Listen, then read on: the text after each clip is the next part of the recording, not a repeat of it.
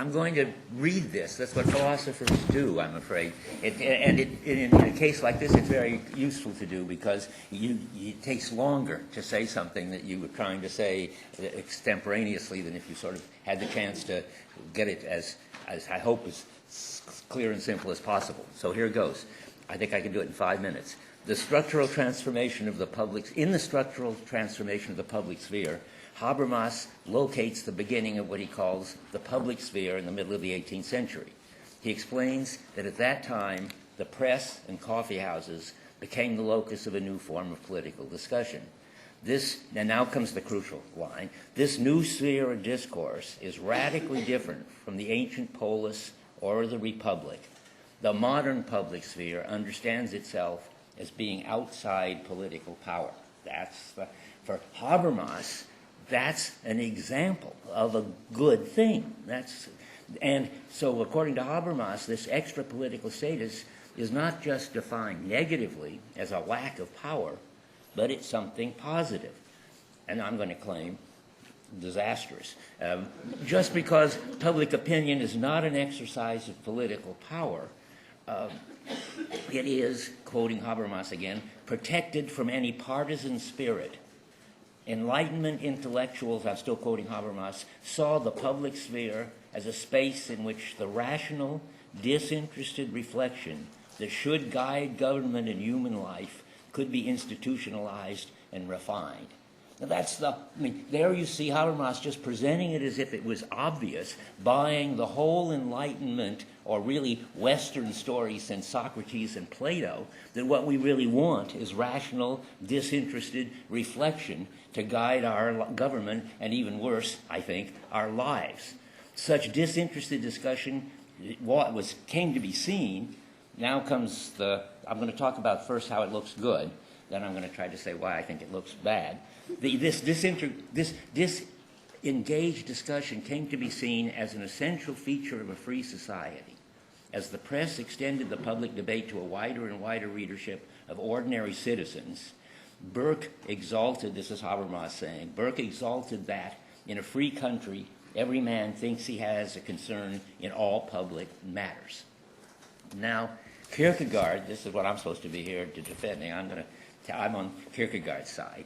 Kierkegaard saw this, namely the press, which later would become the media, as a new massive distribution of desituated information. Later it's called in the current jargon decentralized or something like that. Whatever it is, I think I try to convince you is not a good thing. According to Kierkegaard, this makes every sort of information available to everyone, and that's not bad, but it produces a desituated, detached spectator of that information and of everything.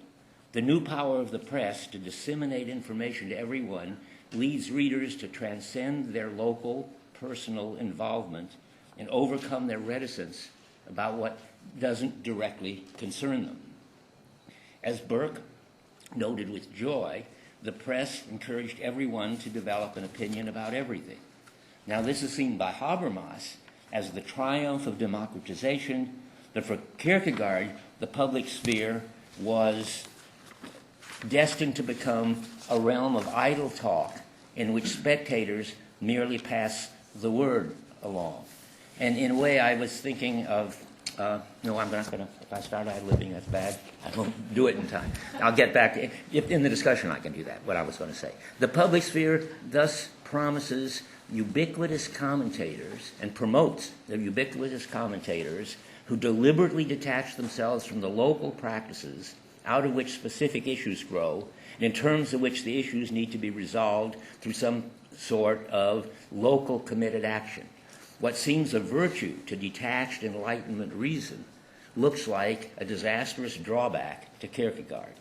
The public sphere, he says, is a world in which everyone has an opinion on all public matters without needing any first-hand experience and without having or wanting any responsibility.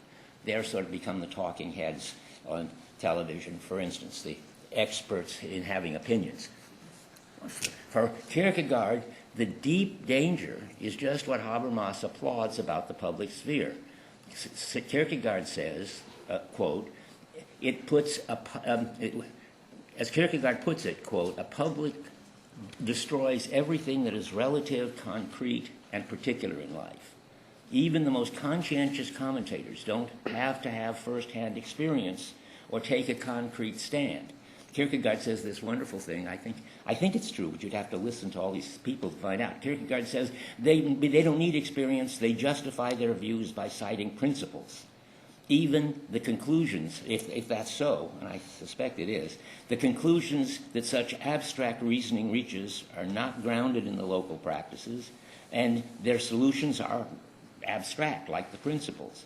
Such principled proposals would presumably not enlist the commitment of the people involved and wouldn't work if turned into laws, because they wouldn't come out of the real interests and practices.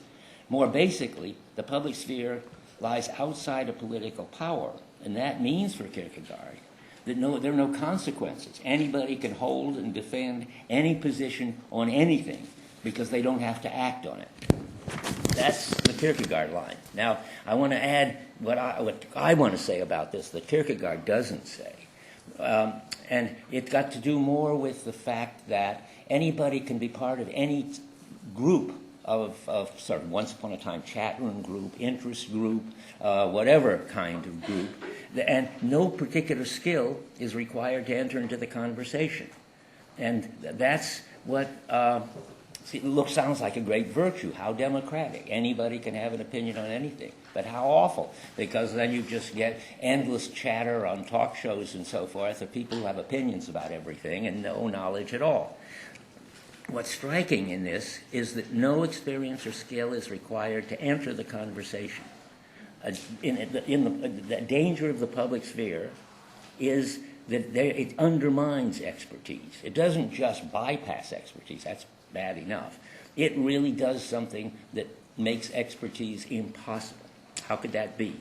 Well, acquiring a skill requires interpreting the situation as being of a certain sort, and then taking action on the basis of that interpretation, and then suffering from or feeling triumphant in terms of the results and learning something. And if you do it again and again, you can get good at something.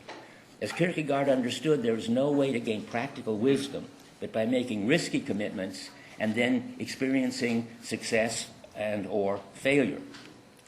Studies of skill acquisition have shown that unless the outcome matters to the person, and unless the person developing the skill is willing to accept the pain that comes with failure and the elation that comes with success, the learner will be stuck at the level of competence and never achieve mastery. And that's this big temptation that undermines the skill, the temptation to not have to take any risks, to be able to have an opinion about anything and never have to act on any of them. But if you fall for the temptation, then you get the heroes of the public sphere who appear on serious, not on just talk shows, but serious radio and TV programs, say the Lara News Hour, have a view on every issue, can justify them by appeal to abstract principles, that they don't have to act on the principles they defend and apply, and therefore they lack the passionate perspective that alone can lead to serious error, and that's very important, serious error, because that gradually turns into practical wisdom. Okay, so how much was that? I didn't see any timing happening. What? 3 more minutes. I've got 3 more minutes. Well, maybe I'll just give an outrageous illustration of what I'm saying, but you don't want to fall for the outrageousness, but think about the illustration. If you wanted to have some guidance in how to actually do something about the situation in Israel, let's take this example. It would seem that if you were the Enlightenment Habermas type person, you'd have to find somebody who has lots of sort of experience having opinions and principles. Let's take Noam Chomsky. You could ask Chomsky what he would do about it. I'm sure he has a book on the subject. But if you really wanted to do something, you better ask Henry Kissinger, You may not agree with his politics, but he's had lots of experience. I'm sure he's made decisions about how to deal with Israel and regretted it, and other ones how to deal with Israel and feel proud of it. And therefore, he'd have wisdom. You don't have to do what he says. You don't have to believe his ethics. You can't have, it isn't just a matter of fact, as Mitch Kapoor made so clear and right. These things are all questions of values, but you don't have to share his values to be able to profit from the skill, but you can't have the skill unless you have an involvement in what you're doing and a willingness to take risks. And I think the bottom line is that all the things that happen in the virtual world, in the world of the internet, are risk-free in various ways. We can discuss that more. And therefore, not going to be good guys, not going to be wisdom. Now I have my 10 minutes. Good. Okay.